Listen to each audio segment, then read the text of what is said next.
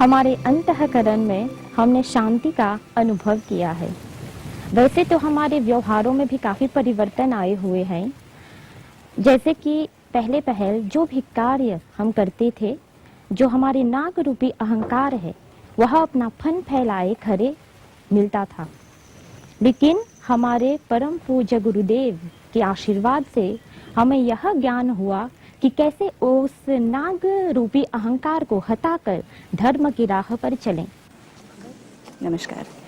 इस समय हम जुबॉय गांव के प्रशांत आश्रम में हैं, जहां पर स्वामी परमानंद जी लोगों को ध्यान सिखाते हैं और साथ ही साथ कुछ ऐसी बातें बताते हैं जिन्हें नो जायसेल्फ कहती हैं, यानी कि अपने आप को पहचानिए।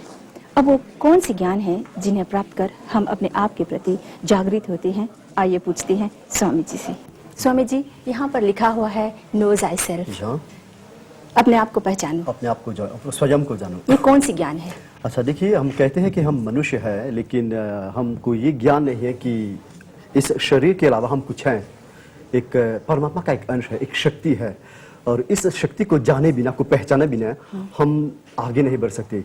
मेरा ये अर्थ है कि यदि हम इस शक्ति को न जानते हैं, इसका अनुभव नहीं कर सकते हैं, तो ये मुश्किल कहेगा कि हम मनुष्य हैं। क्योंकि जैसे आप देख रहे हैं आजकल इस अविद्या के कारण ये संसार एक अलग दिशा में जा रहा है, बहुत गलत दिशा में जा रहा है। तो मैं ये समझता हूँ कि हमारा पहला कर्तव्य, हमारा ये परम कर्तव्य कहना चाहिए कि हम अपने आप को पहचानते। यदि हम अपने आप को पहचाने, तब मैं सोचता हूँ कि हमारे जितने अंदर जितने सद्गुण है, तब ये उसका उद्भाव होगा। वरना जैसे हम देख रहे हैं आजकल मनुष्य बहुत गहरी अंधकार में है। तो इसीलिए हम शुरू करते हैं, हम ये नहीं कहेंगे कि परमात्मा को जानो, ये जानो, हम कहते हैं अपने आप को जानो, नो दाई सेल्फ। क्योंकि उपनिषद में कहते हैं what is that by which all else gets known. यदि हम जीवन के रहस्य, परमात्मा, मृत्यु, जन्म का ये सब रहस्य जानना चाहते हैं, तो मेरा ये अपना अनुभव है और ऋषि मुनियों का भी अनुभव, तो हम अपने आप से शुरू करना चाहिए। तो इसीलिए हमारे जो मुद्दे कहते हैं, सिद्धांत है नो दाई सेल्फ। सबसे पहली बात, ये प्रथम बात ये है कि हमको एक शांत मन चाहिए। हमारा मन बिल्कुल शांत होना चाहिए, क्योंकि जब मन शांत होते हैं तो ये एक आईना जैसे होते हैं जिसमें हम झांक सकते हैं, अपने आप को देख सकते हैं, अपने आप को देख सकते हैं, अपने आप को पहचान सकते हैं। इसीलिए पहला कदम है एक शांत मन। तो इसीलिए हम यहाँ पर ध्यान का प्रयोग करते हैं मन को शांत करने के लिए। ये सांस आते जाते सांस पर ध्यान देते हैं, और जब क्या होता है, जब आप आते जाते सांस पर ध्यान देते हैं, तो हमने ये अनुभव किया है धीरे धीरे आपके मन, आपके जो काबू में आ जाता है, पल्स, ये मैं काबू बात नहीं करूंगा, धीरे धीरे शांत हो जाते हैं। तो यदि हम ऐसे प्रयोग हमेशा करते हैं, रोज करते हैं, एक तपस्या जैसे करते हैं, तो धीरे धीरे ये मन बिल्कुल शांत हो जाएगा। और इसके अलावा यदि ये प्रयोग ही सब कुछ होता तो बहुत आसान होता। तो गुरु की कृपा, गुरु की शक्ति होना चाहिए, तो हम मार्गदर्शन करें, तो हम शक्तिपात भी करते हैं। अच्छा। मतलब अंग्रेजी में ट्रांसमिशन ऑफ एनर्जी, और ये सबसे अहम बात है, सबसे आवश्यक बात है। तो वैसे हम गुरु और शिष्य एक अंतर यात्रा पर चलते हैं, मन को जानने के लिए, शरीर को जानने के लिए और आत्मा को जानने के लिए।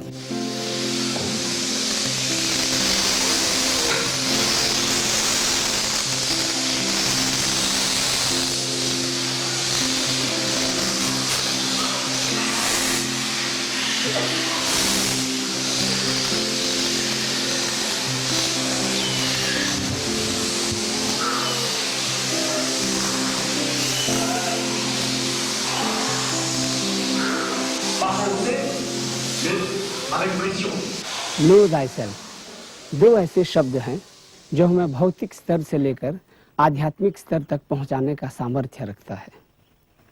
पहले हम एक प्रार्थना किया करते थे, ओम असतो मा सद्गमय तमसो मा ज्योतिर्गमय, पर हमें कभी किसी ज्योति का अनुभव नहीं हुआ। क्या केवल मुख के कहने से हमें इस ज्योति का प्राप्ति हो सकती है? कदापि नहीं। काम, क्रोध, मद, मोह, लोभ के जंजीरों में जकड़े हुए लोगों को ऐसी ज्योति नहीं मिलेगी। यहाँ हमारे आश्रम में हमारे गुरुदेव श्री श्री स्वामी परमानंद जी हमारा मार्गदर्शन करते हैं। उनके यहाँ 1000 से भी अधिक शिष्य आते हैं और हमारे गुरुदेव हमें ये शिक्षा देते हैं कि मन ही हमारा सबसे बड़ा मित्र है और मन ही हमारा सबसे घातक शत्रु है। हमें हमारे मन में परिवर्तन लाना चाहिए। यदि हम अपने मन को अपने वश में कर सकें, तब जाकर हमें सच्ची शांति की प्राप्ति होगी, तब जाकर हमें उस ब्रह्म ज्योति का अनुभव होगा। स्वामी जी, आप लोगों को यहाँ पर ध्यान सिखाते हैं। आप इस माध्यम को लेकर आप उन लोगों को अपने आप के प्रति जागृत करते हैं, कैसे करते हैं? कैसे पहचानते हैं अपने आप को? जी हाँ, ध्यान का ये भी अर्थ है कि हमारे अंतर मन का जो आंख है, वो अंतर मन उसको खोलना। अच्छा, ये जैसे मैंने आपसे कहा, ये प्रयोगों के द्वारा होता है, वीडियो के द्वारा होता है। तो क्या होता है, जब हमारा अंतर मन खुल जाते हैं तो हम अंदर देखते हैं, क्योंकि ये हमारे जो दो आंखें हैं ये बाहर देखते हैं, प्रकृति को देखते हैं। और कहते हैं कि हमारी तीसरी आंख है, जैसे कि शिव के तीसरे आंख होते हैं, मनुष्य का भी एक तीसरी आंख होती है। ये शायद बहुत लोगों को ये जानते नहीं, कि सोचते हैं कि केवल शिव भगवान ही एक के पास तीसरी रेत है।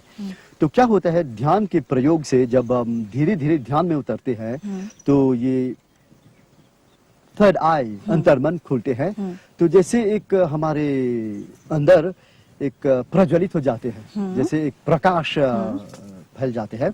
तो इस प्रकाश के माध्यम से, इस चेतना के माध्यम से धीरे धीरे हम अपने आप को पहचान पाते हैं, हम अपने आप को जैसे डिस्कवर करते हैं। जैसे कि हम एक यात्रा पर जाते हैं, जैसे जैसे हम चलते हैं, जैसे कि हम परितालाब जा रहे हैं, जैसे जैसे हम चलते हैं, हम लमाही देखते हैं, प्रकृति देखते हैं, सब कुछ। तो वैसे ही धीरे धीरे जब हम ध्यान को एक बहुत काफी गंभीर रूप देते हैं, गंभीर का मतलब मेरा ये अर्थ है कि हम इसको सीरियस लेते हैं, तो धीरे धीरे ये हमारे जो अंतर्मन ये साफ हो जाता है, जैसे एक आईने की तरह। तो हम धीरे धीरे अपने आप को ये जानते हैं, हम जैसे कि उदाहरण के तौर पर हम ये जानते हैं, हम ये ऐसे महसूस करना शुरू करते हैं कि हम ये केवल ये शरीर नहीं है, हमारे अंदर एक सूक्ष्म शरीर भी कहते हैं, जैसे एस्ट्रल बॉडी। तो धीरे धीरे हम ऐसे, यदि हम काफी समय तक हम ध्यान करते हैं और गुरु के जो शिक्षा पर हम अमल करते हैं, तो ये एक दिन हो सकता है भगवान की कृपा से ये जो बिल्कुल खुल जाते हैं। और तब ही हम कोई अनुभव होता है, ये महसूस होता है कि हम केवल शुद्ध चेतना है। इसी को शिव कहते हैं, शिवम, शुद्ध चेतना है। स्वामी जी, आप लोगों को ध्यान सिखाते हैं, क्या साथ साथ क्रिया योगा भी सिखाते हैं? हम केवल एक ही विधि पर हम फोकस नहीं करते हैं, क्योंकि क्या होता है, जब यहाँ पर आते हैं तरह तरह के लोग आते हैं, नारी आते हैं, पुरुष आते हैं, कभी जो जवान आते हैं। तो जब मैं देखता हूँ, मुझे ये नजर आता है कि हर इंसान, हर मनुष्य एक स्तर पर है। तो यदि आप सभी को एक ही तरह के विधि देंगे तो ये उतना शक्तिशाली नहीं होती है। जैसे कि मंत्र भी एक प्रयोग है, मंत्र कैसे करना है, जप कैसे करना है। जैसे हम डायनामिक मेडिटेशन करते हैं, जैसे ओम पर ध्यान करते हैं। क्रिया योग एक बहुत ही एडवांस विधि है। और क्या कहते हैं, इसीलिए हम इसको गुप्त रहते हैं कि यदि हम किसी भी को ये व्यक्ति को ये हम ध्यान देते हैं, ये प्रयोग देते हैं और तैयार नहीं हुए, उनके शरीर तैयार नहीं हुए, क्योंकि ध्यान करते समय जो लोग ध्यान करना चाहते हैं उनको ये शरीर और मन तैयार रखना चाहिए, क्योंकि ध्यान का ये भी अर्थ है, एक अनंत शक्ति की ऊर्जा के सागर में हम डूब जाते हैं। तो शक्ति तो शक्ति ही है, और हमारे शरीर, हमारे मन जैसे एक 25 वाट बल्ब है, और यदि इसमें ज्यादा शक्ति लाएंगे तो ये फट सकते हैं। तो उसको तैयार करना चाहिए। तो हम यहाँ पर क्रिया योगा भी कहते हैं, लेकिन केवल जो लोग काफी समय तैयार पर तैयार है और काफी समय पर यहाँ है, उन लोगों को हम क्रिया योगा की जो दीक्षा देते हैं।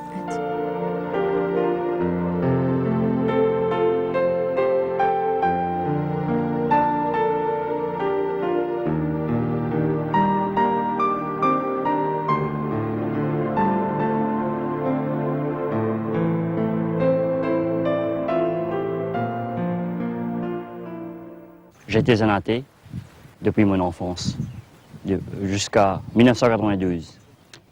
Et j'étais étonné de voir qu'un de mes collègues répondait à toutes mes questions sans aucun problème, avec une aisance déconcertante et scientifiquement. Donc, étonné, je lui ai demandé comment il a su toutes ces réponses. Donc, il m'a dit qu'il a un maître, un swami. Donc, j'étais tout emballé de pouvoir rencontrer le maître, le fameux maître, le Swami Paramananda. Donc, c'était le 11 avril 1992, c'était un samedi à 3 h que je l'ai rencontré. Et depuis ce jour, je suis avec lui. Comme j'étais quelqu'un de très grossier, très matériel, ça a été très difficile pour moi de progresser dans la vie spirituelle. Bien qu'il m'a tout donné, l'amour, les techniques, les catharsis, toutes les techniques comme le bhakti yoga, le karma yoga, le pranayam. J'ai eu beaucoup de hauts et de bas. Ça a été très difficile de transcender l'ego, parce que la méditation, c'est la transcendance de l'ego. Il n'y a ni chinois, ni indien, ni autre race. Parce que la méditation, c'est le but ultime de tout un chacun, où la race, la communauté, ou même la religion n'a rien à voir. Donc, après plusieurs années de pratique intense, je commençais quand même à me décourager, parce que c'était quand même très très difficile. Mais après 9 ans d'intense pratique intense, j'ai pu expérimenter le silence. Le silence, ce que les hindous appellent le samadhi ou le zen, ou les japonais appellent le zen, que les chrétiens appellent le kingdom of heaven. Et ce n'est pas la totalité, mais j'ai pu avoir un glimpse quand même, un aperçu. Mais ce que je peux dire, pour que le monde redevienne un havre de paix, une havre de paix, il faudrait que tout le monde pratique la méditation. Mais il faut qu'on ait la persévérance et la détermination. Mais le critère le plus important, c'est d'avoir un maître illuminé. Parce que apprendre des philosophes ou des moralistes, ça ne vaut pas la peine. On va apprendre la courtoisie, c'est bon, mais ça ne viendra pas du cœur. Et en gros, c'est le critère le plus important. Je veux dire, Surya Narayan. Surya veut dire soleil, Nar veut dire nombril, Ayan veut dire to stay, to dwell.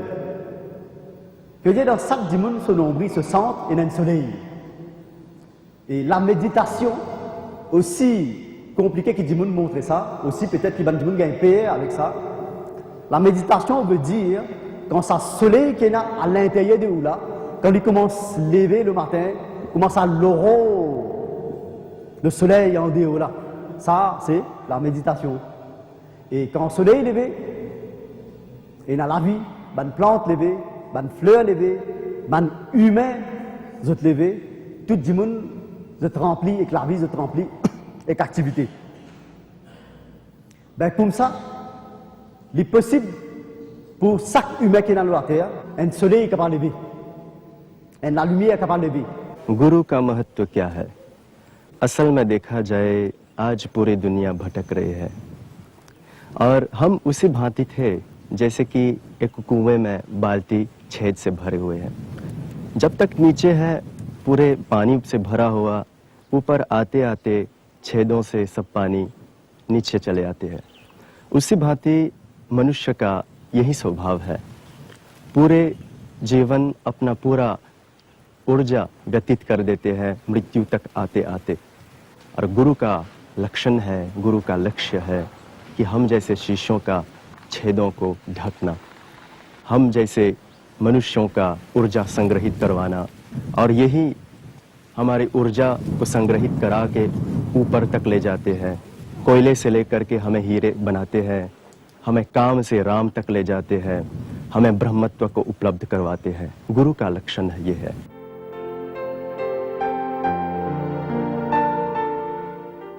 तो देखिए, हमारा एक मन है एक शरीर है, हमको परमात्मा ने एक शरीर दिया है और ये मनुष्य शरीर है, ये कोई पशु का शरीर नहीं है। जब हम पशु के शरीर में थे तब हमारा जो व्यवहार कुछ अलग था। अब हमने ये शरीर प्राप्त किया है, ये मंदिर प्राप्त किया है। जब आप मंदिर में जाते हैं तो केवल पूजा पाठ करने के लिए जाते हैं। यदि आप इस मंदिर को लेकर आप इसको बाजार बना देते हैं तो ये पाप तो आवश्यक होगा है ही। कि पाप तो होगा ही, ये जैसे कहते हैं विरोध कर्म तो होगा ही, जैसे निगेटिव रिएक्शन।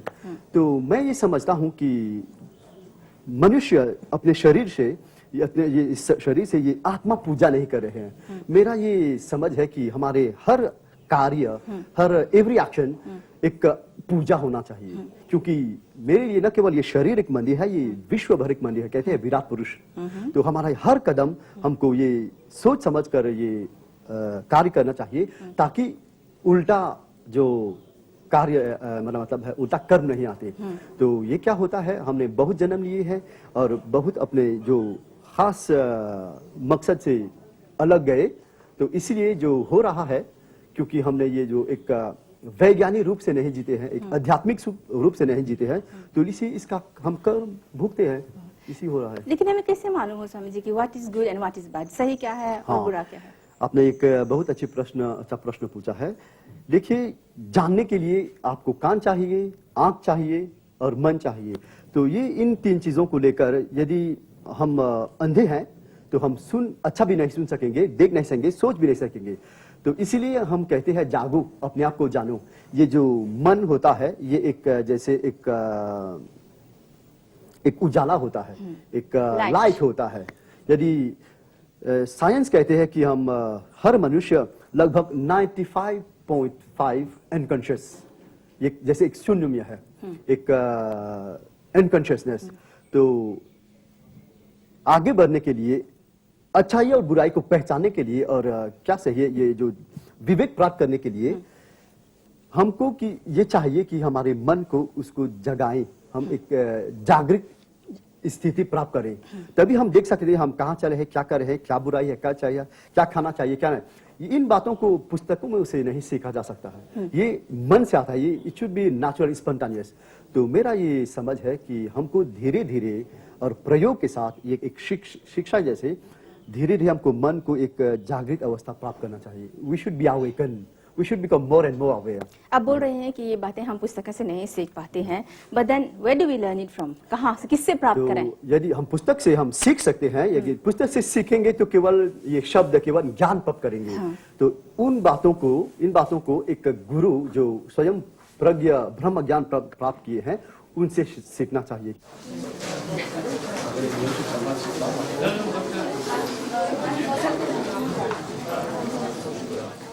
मैं ये कहूँगा कि मेडिटेशन का असर मेरा जीवन में काफ़ी गहरा पड़ा है।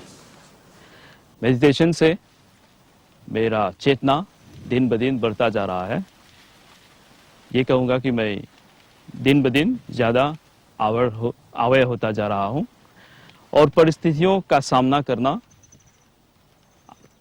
उतना कठिन नहीं है। जितना भी कठिन परिस्थिति आए हम सामना कर रहे हैं, इन ए बेटर वे हम सामना कर पा रहे हैं। और ये बिना साधना से, बिना मेडिटेशन से हम नहीं कर पाएंगे, क्योंकि मेडिटेशन से हमारा कॉन्शियसनेस बढ़ता है, हमारा चेतना बढ़ता है। और ये कहूँगा कि ये दिन ब दिन मेरा चेतना बढ़ता जा रहा है और ये सब हमारे गुरुजी स्वामी परमानंदा जी की कृपा से, उसके ब्लेसिंग से, और ये भी कहूँगा कि उसके मार्गदर्शन से हम काफ़ी दूर जा सकेंगे। स्वामी जी, आपने बहुत सारे पुस्तकें लिखी हैं, आप हमें अपने प्रेरणा के बारे में बताएं। जैसे देखिए, ये पुस्तक जो मैं लिखता हूँ, ये प्रेरणा ये अंतर प्रेरणा से आती है। जब आप ध्यान में रहते हैं, जब आप परमात्मा से यूनियन योग में रहते हैं, तो ये स्वाभाविक रूप से जैसे जल, जैसे आपने देखा शिव के माथे पर जल निकलते हैं, तो ये एक प्रतीकात्मक रूप है। ये जल का अर्थ होता है इंट्यूशन। तो बस वैसे ही जब जैसे आते हैं तो मैं ये शब्द में लाने की कोशिश करता हूँ और लोगों तक पहुँचने की कोशिश करता हूँ। ये जैसे एक इन्विटेशन होता है कि देखो यहाँ पर आइए, यहाँ पर एक द्वार है। ये विषय भी एक जैसे एक प्रेरणा आती है। जैसे हम जीते हैं जीवन में, ये अनुभव होता है, तो ये आते हैं बस प्रेरणा की, इंट्यूशन कहते हैं, ये बस यूं ही आते हैं। Spontaneous overflow. Spontaneous flow of energy, Ideas. of knowledge, it just comes like this.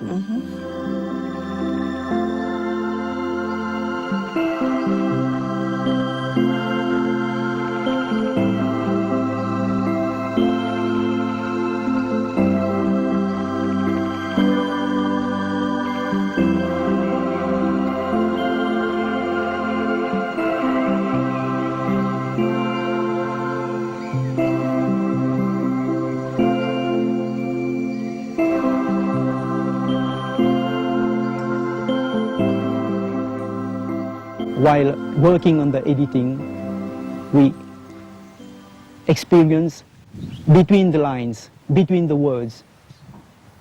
In each letter, there was a large amount of bliss. It was embossed with the master's vibrations, and accordingly, I would ask every reader, every seeker of truth, if they can become absolutely almost empty of themselves, of that ego, while reading the book, and they will find the way out, because the master's blessing and guidance is in the wordings. ये आश्रम छोटा पड़ रहा है, तो हमने सोचा क्यों ना कोई और जगह एक और आश्रम बनाए और शिष्यों की सहायता से लाभ उठाने के लिए हमने ये मॉडल, जब से आप देख रहे हैं, बनवाए हैं। और ये एक हमने वास्तुशास्त्र के नियम के अनुसार बना रहे हैं, और कहते हैं वास्तुशास्त्र एक विज्ञान है। यदि आप वास्तुशास्त्र का अपने जीवन में उतारें तो बहुत सी चीज लाभ प्राप्त कर सकते हैं। और अभी हम इस पर काम कर रहे हैं, हम ये पैसा जुटाने की कोशिश कर रहे हैं, और उसका साइट है बुकलिमा लाफ्लोआ, और वहाँ पर हमने एक प्लॉट खरीद लिया है, और ये थोड़ा इस आश्रम से ज़्यादा बड़ा होगा, क्योंकि हमारा ये कोशिश रहे हैं ताकि ज़्यादा लोग आए ध्यान के लिए। कार्यक्रम के अंत में स्वामी जी, हमारे सभी दर्शकों के लिए कोई खास संदेश है आपकी ओर से? ये जो हमारा जीवन है, हमारा शरीर है, ये एक बहुत ही सुंदर और बहुत ही उत्तम देन है परमात्मा की तरह से, और हमने ये शरीर धारण किया है, ये जीवन लिया है। हमारा परम और पहला कर्तव्य ये सर्वप्रथम हमने अपने आप को जानना चाहिए, क्योंकि हमारे अंदर परमात्मा का एक अंश बसा हुआ है, और यदि हम इसको अनुभव करेंगे तो हमारे जितने भी दुख इस शरीर से मिटा है, मन से मिटा है, और जितना भी दुख संसार है, ये सब लुप्त हो जाएंगे और हम परमानंद को प्राप्त करेंगे। स्वामी जी, इन सभी बातों के लिए बहुत बहुत धन्यवाद। नमस्ते। धन्यवाद। नमस्ते।